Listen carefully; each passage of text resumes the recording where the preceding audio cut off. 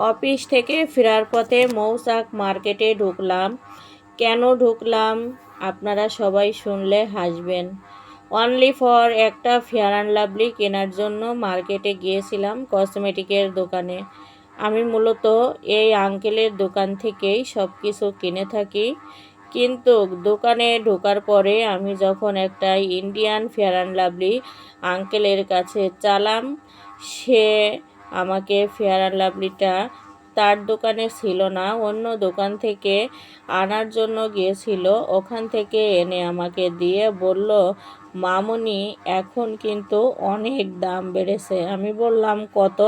বলল 600 টাকা, তোমার জন্য 550 টাকা। আমি তো অবাক হয়ে গেলাম। একটা ফেয়ার অ্যান্ড লাভলি কিনলে আমার প্রিয় ভাই ও বোনেরা আমার 3 থেকে 3.5 মাস চলে যায়। তা আমি তো বললাম কিছুদিন আগে না আঙ্কেল নিয়ে গেলাম 250 টাকা 280 টাকা দিয়ে। বলল এখন ইন্ডিয়ান প্রোডাক্ট বন্ধ, পাওয়া যায় না, তার জন্য মামনি দাম বেড়ে গেছে। পরে কি করব, 500 টাকা দিয়েই ফেয়ার অ্যান্ড লাভলিটা নিয়ে আসলাম। তারপরে পরের দিন দুপুরবেলা রান্নাবান্নার জন্য রেডি হয়ে গেলাম। আমার মাঝে মাঝে একঘেয়েমি লাগে জীবনটা, কারণ একজন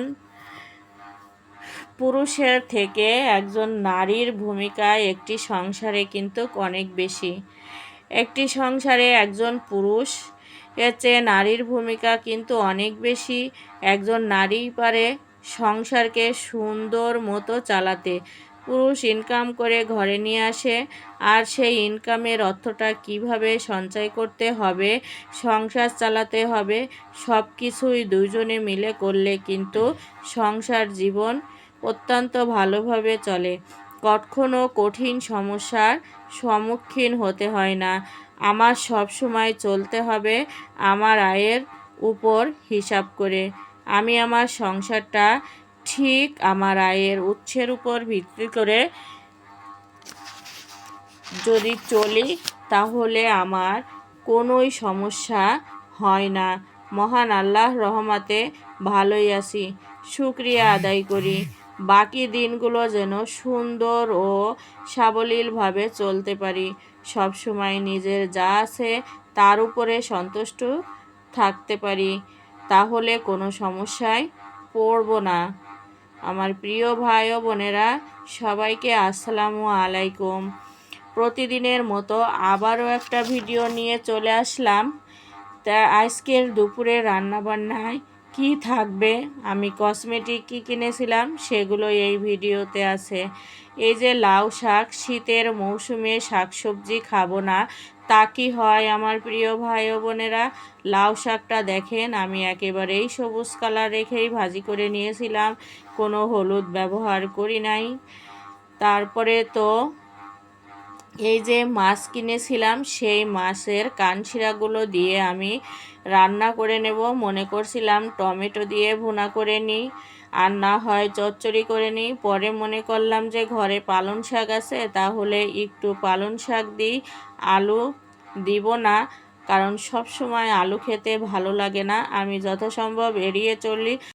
আলু যতটা কম খাওয়া যায়, শুধু বাচ্চাদের কারণেই দিতে হয়, তারা খুব পছন্দ করে। মাছগুলো ভেজে মশলাটা কষিয়ে একদম কম পানি দিয়ে দিলাম, কারণ পালং শাক দিয়ে দেখতেই পাবেন কি পরিমাণে আমার পানি বের হয়। এই যে পালং শাকগুলো এখন এতটুকু পানির উপরে দেব, শুধুমাত্র একটু ঢেকে দেব, তাতেই দেখবেন কতটা পানি বের হয়েছে। আর একটু পাতলা রেখেই তরকারিটা রান্না করে নেব। এমন তরকারি রান্না করে খেতে কিন্তু অনেক ভালো লাগে। বাচ্চাদের অনেক পছন্দ হয়েছিল আজকের তরকারিটা, তারা খুব মজা করেই খেয়ে নিয়েছিল।